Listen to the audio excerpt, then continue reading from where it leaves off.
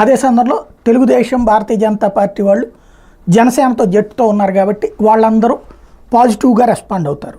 ఒక అత్యాచారం కేసు ఏదైతే జానీ మాస్టర్ మీద పెట్టబడిందో నిన్నటి నుంచి సోషల్ మీడియాలో వైరల్ అవుతున్నాయి. అయ్యే వైసీపీ వాళ్ళు ట్రోల్ చేస్తూ వస్తున్నటువంటి ఏమని జనసేన స్టార్ క్యాంపైనరు ఇప్పుడేమంటారు వీళ్ళందరూ ఇట్లాంటి వాళ్ళే అని. మొన్నటిదాకా ఒక అంబటి రాంబాబు ఇష్యూనో లేకపోతే అనంతబాబు ఇష్యూనో ఇట్లాంటి వాటిది తీసుకొచ్చి వైసీపీని టార్గెట్ చేస్తే ఇప్పుడు ఆదిమూలం కేసో అదే దువ్వాడ శ్రీనివాసు ఇట్లాంటి వైసీపీ వాళ్ళని ట్రోల్ చేస్తే ఇప్పుడు ఆదిమూలం తెలుగుదేశం పార్టీ ఎమ్మెల్యే అట్లాగే జనసేనకు సంబంధించినటువంటి జానీ మాస్టర్ కేసుల్ని వైఎస్ఆర్ కాంగ్రెస్ పార్టీ వాళ్ళు ట్రోల్ చేస్తా మీరు అది కామాంధులంటే మీరు కామాంధులని ఇక్కడ వ్యక్తిగత వ్యవహారాల్ని పార్టీలకు రుద్దుకున్నటువంటి సందర్భంలో వచ్చేది.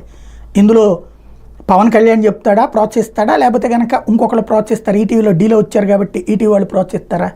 అతని వ్యక్తిగత వ్యవహారం. అందులో అమ్మాయి కూడా చెప్తుంది 2019 నుంచి ఉందట. ఎన్నాళ్ళు లేని ఇప్పుడు కంప్లైంట్ వచ్చిందంటే సంథింగ్ ఏదో ఉండుంటుంది వెనకాల. ఏ ప్రమోషన్స్ దగ్గరనో లేకపోతే ఏ ఛాన్సెస్ ఇస్తానన్నప్పుడు వచ్చినటువంటి గొడవ ఏదో ఉండుంటుంది. అది ఏంటనేది తేలాల్సి ఉంది. కాకపోతే ఈలోపే మనం శిక్షలు కూడా వేసేస్తున్నటువంటి సోషల్ మీడియా కాబట్టి ఏమైనా జరిగిపోతుంది.